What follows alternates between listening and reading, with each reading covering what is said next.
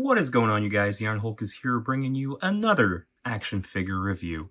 Today we're taking a look at the McFarlane Toys Collector Edition Batman Year 2, or Batman with a Gun. So here's the packaging. It is your standard McFarlane Collector Edition packaging. They try to kind of make you feel like you're getting something premium, so they have this like nice embossed side lettering here that's nice and shiny. It's also shiny here. It's got a nice little gloss to it, you know. This is number 34 of the collector's edition line. Now, usually the back of the packaging of McFarlane figures never disappoint, and this one looks great, except for something a little strange. Oh yeah. So this is the regular release, but there is a Platinum Edition version where he is in his blue cowl and cape, and yeah, we don't get that. So let's crack this guy open and see what we get.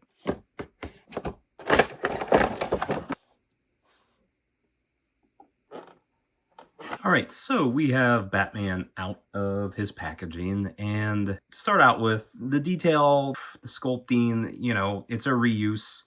It's the Hush body. Let's take a look at the accessories real quick. So we do get this, what's this, like a sickle?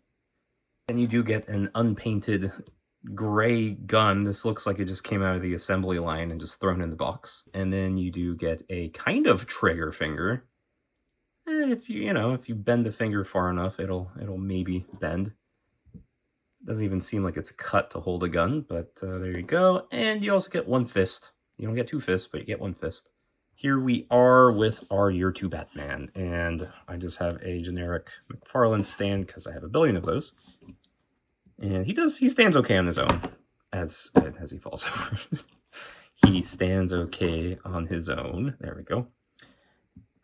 You know, the Hush body, it's a good body, but it's really big, which is good for some Batmans. You know, it makes him imposing, and this Batman is a rather tall one. So, you know, it's not like he's a small figure at all, and this cape does make him look more robust.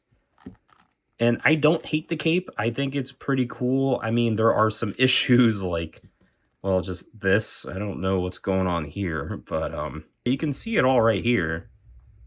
It's just kind of, yeah, I don't know what's up with that. But, and you know, it does curve up on his left shoulder, and then it has like a weird dog ear on this side.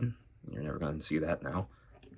So it definitely, there were some ideas. You know, the sculpt on the cape is cool. You know, I think the back part looks very cool. But I got so spoiled with the wired capes that McFarlane's been using that this is like, you know, it's kind of like going backwards a little bit, but also it's almost like an artist statement. But a quick look at the head sculpt. It's actually very nice, and that is one of the reasons why I got it.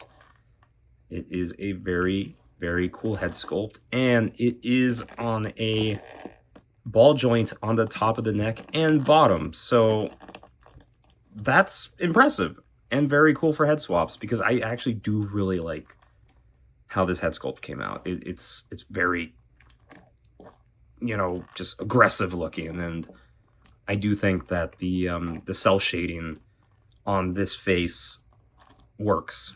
Unfortunately, this pin is unpainted, so you have a very stark gray pin coming out of the black gauntlet here. So that's the same on this side too.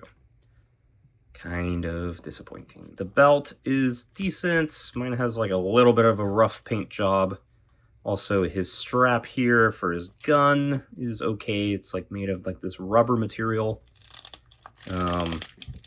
There's like no articulation on this guy.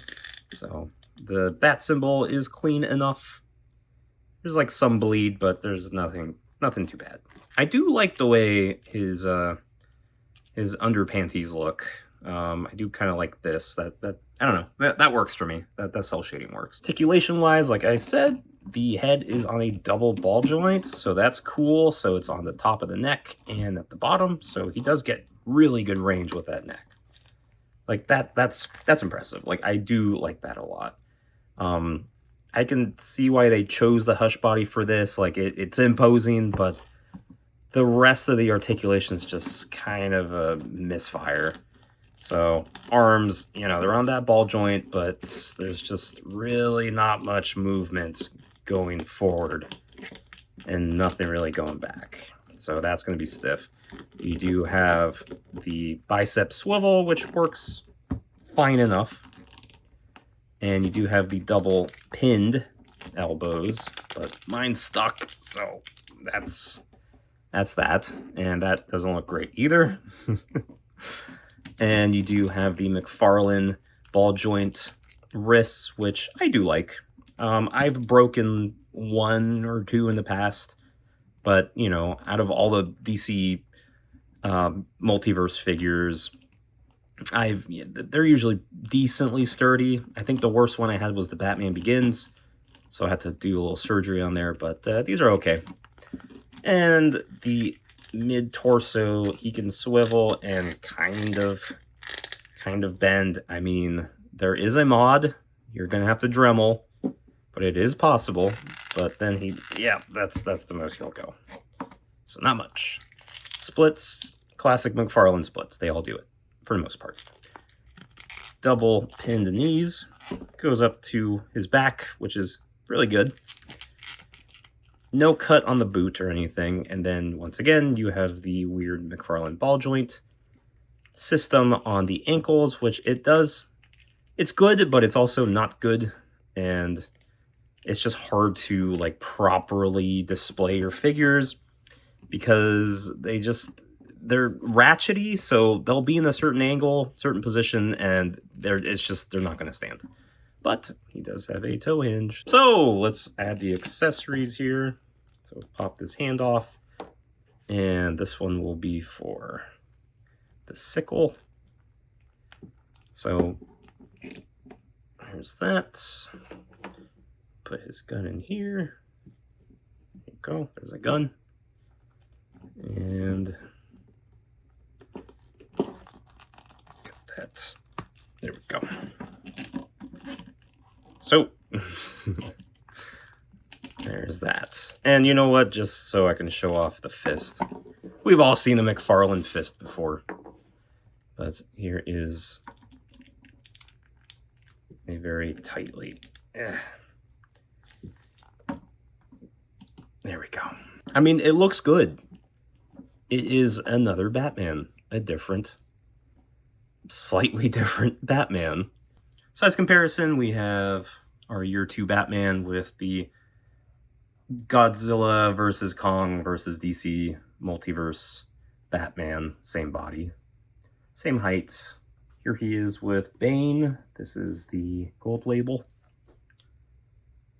Here he is with the Nightfall Bane. They do have a very similar cell shading, so that actually kind of works really well. Here he is with Maximum Spider-Man. Clearly a behemoth between the two. And somebody that is in his scale, Pee Wee Herman. That's how they look. Batman's still much bigger than him. Alright, so just a quick articulation update. I did do a little cutting here. Get some more light on this. And I might have cut a little bit too much, but this should help a little bit with the ab crunch and just overall movement on the torso. So there we go. All right, cool. So just used a blow dryer, heated him up, popped him out, and also kind of loosened the joints a little bit more on these parts that were a little bit stiffer. So, oh, just kidding. Okay, that's cool. But we do get a little bit, sorry about the camera shake there. we do get a little bit more ab articulation. Actually, a lot more. So, like I said, I think I cut a little bit too much off. So he can definitely bend over a lot more. So there's that, which, you know, it's good. I mean, pose him up, kind of give him a little bit more range than the initial articulation that McFarlane gave us. So I mean, it's better, you know, it's better. So I'm speaking to you from the future here. I was able to find the Platinum Batman at Target, and I love it. I knew I was going to love it. It has much more of a comic book feel. Now, I will say the head sculpt on this is cool. Like, it's not bad, but for some reason, I do like the more simplistic, kind of subtle feel to this head sculpt. I mean, it's the same sculpt. I'm talking about the paint. That's what I mean. But yeah, I mean, this blue is nice and rich and kind of makes up for some of my gripes on this version. But he's growing on me, especially with the articulation mod. It's been a couple days since I reviewed that figure initially. So, yeah. I mean, weirdly, I like this just baby blue gun strap more. It just looks a lot better. Oh, and his sickle is actually this, like, cool painted color. So, if you find them, grab this one. It's the better of the two. This guy has the slightly better head sculpt, but overall, this is just, like, a much prettier looking figure. Like I was saying prior, the artist statement, like, this is like an art piece right here. So overall, do I recommend this figure? If you're a big fan of year or two Batman, maybe grab him. The biggest problem is the price point. He's $30, and they make you feel like you're buying something premium, and then you open it and you're like, okay, I get it. They added extra paint. They added this and that and this and that. But it's the same old body. And yeah, I do like the head sculpt a lot. I think that is probably the best part of this figure, and it is a unique looking Batman. That's just how I feel about this. There have been much better McFarlane figures that have been made recently, so I think maybe that's why I'm a little disappointed. But like I said, if you're big into Batman or just this specific look, I mean, yeah, grab it or just wait for some sort of sale. All right, well, that's all I have for you guys today. I hope you enjoyed the video, and don't forget to like and subscribe, and I'll see you next time.